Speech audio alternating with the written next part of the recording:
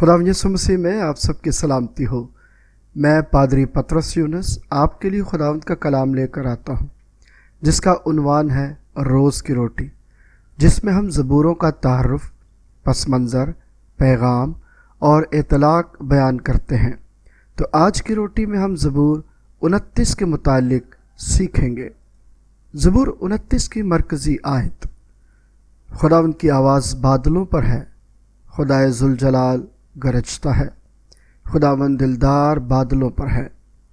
زبور 29 کی یہ تیسری آیت ہے۔ زبور 29 کی کل آیات 11 ہیں۔ زبور 29 کا تعارف: زبور 29 خداوند کی جلالی قدرت اور اختیار کو بیان کرتا ہے۔ یہ زبور قدرتی عناصر، خاص طور پر طوفان کے ذریعے خدا کے جلال کو اجاگر کرتا ہے۔ داؤد نبی کی یہ حمد خدا کی عظمت، قدرت اور شاندار حکمرانی کو تسلیم کرتی ہے، جو ہر چیز پر غالب ہے۔ یہ زبور ہماری حمد اور عبادت کی رہنمائی کے لیے ایک طاقتور وسیلہ ہے، جو ہمیں خداوند کی عظمت کی گہرائی کو سمجھنے اور اس پر ایمان رکھنے کی طرف بلاتا ہے۔ زبور 29 کا پس منظر: یہ زبور مشرق وسطیٰ کے خطے میں طوفان اور قدرتی مظاہر کی عام تصویر کو پیش کرتا ہے، جو لوگوں کے لیے خدا کی طاقت اور قدرت کی علامت تھے۔ یہ بنی اسرائیل کے لیے خدا کے غیر معمولی اختیار کو یاد کرنے کا وسیلہ تھا، جس نے نہ صرف قدرتی دنیا پر بلکہ ان کی زندگیوں پر بھی حکومت کی۔ زبور 29 کو 3 بڑے حصوں میں تقسیم کیا جا سکتا ہے۔ پہلا حصہ آیات 1 اور 2 پر محیط ہے: خداوند کی پرستش کی دعوت۔ داؤد نبی خداوند کے جلال اور قوت کی تعریف کرنے کے لیے آسمانی مخلوقات، فرشتوں کو دعوت دیتا ہے۔ خداوند کی عبادت جلالی اور مقدس شان میں کرنے پر زور دیا جاتا ہے۔ دوسرا حصہ خداوند کی آواز کی قدرت کے عنوان اور 3 اور 9 آیت پر محیط ہے۔ خداوند کی آواز، جسے ہم کلام بھی کہتے ہیں، کو 7 بار ذکر کیا گیا ہے، جو مختلف قدرتی عناصر، طوفان، گرج، درختوں کا گرنا وغیرہ کے ذریعے اس کی طاقت کو ظاہر کرتی ہے۔ یہ حصہ خدا کی عظمت کو بیان کرتا ہے، جس کی آواز پانیوں پر، بادلوں میں اور زمین پر گونجتی ہے۔ قدرت کے یہ مظاہر خدا کی مکمل حاکمیت اور اختیار کا اشارہ دیتے ہیں۔ تیسرا حصہ خداوند کی بادشاہت اور برکت، جو کہ آیات 10 تا 11 آیت پر مبنی ہے۔ خداوند کو طوفان کے اوپر تخت نشین دکھایا گیا ہے، جو اس کے ابدی بادشاہ ہونے کی علامت ہے۔ زبور کا اختتام خدا کی طرف سے اپنے لوگوں کو قوت اور سلامتی کی برکت کے ذکر پر ہوتا ہے۔ اگر خلاصے کی بات کریں ان تینوں نکات کی، تو دعوت، خداوند کی جلالی پرستش، قدرت، خدا کی آواز کی قوت، اختتام، خداوند کی بادشاہی اور سلامتی کی برکت، یہ زبور ایک واضح ساخت رکھتا ہے جو خدا کی عظمت، قدرت اور اس کی برکت کو اجاگر کرتا ہے۔ زبور 28 کے کلیدی الفاظ: خداوند۔ زبور میں سب سے زیادہ ذکر کیا گیا لفظ، جو خدا کی موجودگی اور اختیار کو نمایاں کرتا ہے: آواز۔ خداوند کی آواز کا ذکر 7 بار کیا گیا، جو اس کی قدرت اور دنیاوی معاملات پر اختیار کی علامت ہے۔ جلال۔ خدا کے جلال کی توصیف زبور کے آغاز اور اختتام پر کی گئی ہے، جو اس کی شان و شوکت کو ظاہر کرتی ہے۔ قدرت۔ خداوند کی قوت کو قدرتی مظاہر کے ذریعے دکھایا گیا ہے، جیسے پانی، گرج اور طوفان۔ سلامتی۔ زبور کا اختتام اس بات پر ہوتا ہے کہ خداوند اپنے لوگوں کو سلامتی کی برکت عطا کرتا ہے۔ بادشاہی۔ خدا کو تخت پر بیٹھا ہوا دکھایا گیا ہے، جو اس کی حاکمیت اور ابدی بادشاہی کی نشان دہی کرتا ہے۔ عبادت کی دعوت زبور کے آغاز میں دی گئی ہے، جو خدا کی جلالی پرستش پر زور دیتی ہے۔ یہ کلیدی الفاظ زبور 29 کے پیغام کو بہتر طور پر سمجھنے اور اس کی گہرائی میں جانے میں مدد دیتے ہیں۔ جب ہم زبور 29 کے پیغام کی بات کرتے ہیں تو زبور 29 کا مرکزی پیغام خداوند کی قدرت، اختیار اور جلال کی پرستش ہے۔ خداوند ہر چیز پر حاکم ہے، خواہ وہ زمین پر ہو یا آسمان پر۔ خداوند کی آواز، کلام، قدرتی دنیا پر غالب ہے اور تمام چیزوں کو قابو میں رکھتی ہے۔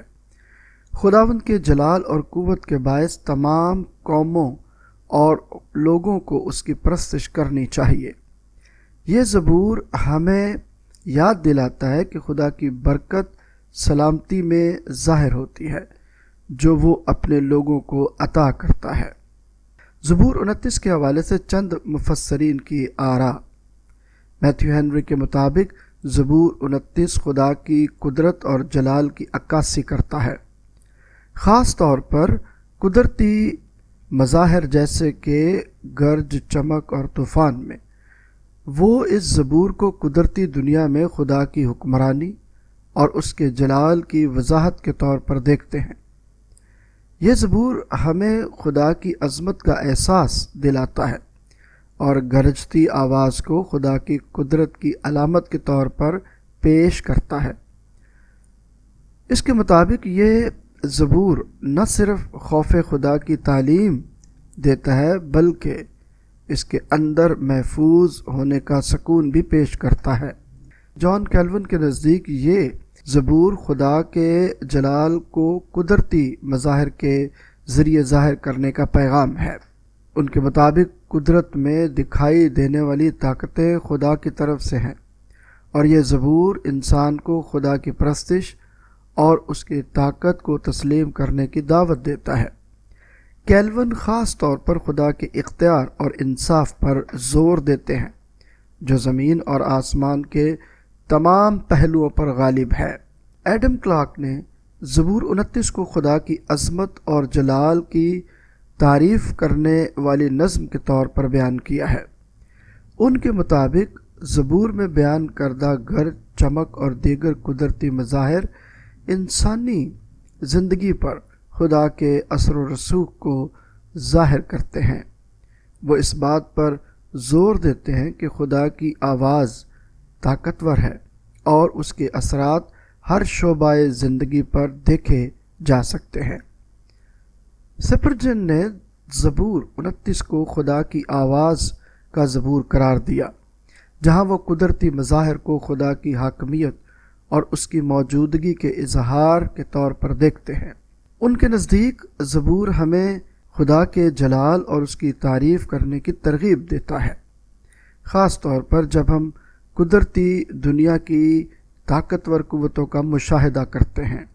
میرے مطابق زبور 29 کو قدرتی مظاہر کے ذریعے خدا کی عظمت، قدرت اور حاکمیت کی علامت کے طور پر پیش کیا گیا ہے۔ اس زبور میں گرج، چمک اور طوفان جیسے مظاہر کو خدا کی آواز سے تعبیر کیا گیا ہے، جو نہ صرف اس کی طاقت کو ظاہر کرتی ہے بلکہ اس کے جلال اور حاکمیت کو بھی نمایاں کرتی ہے۔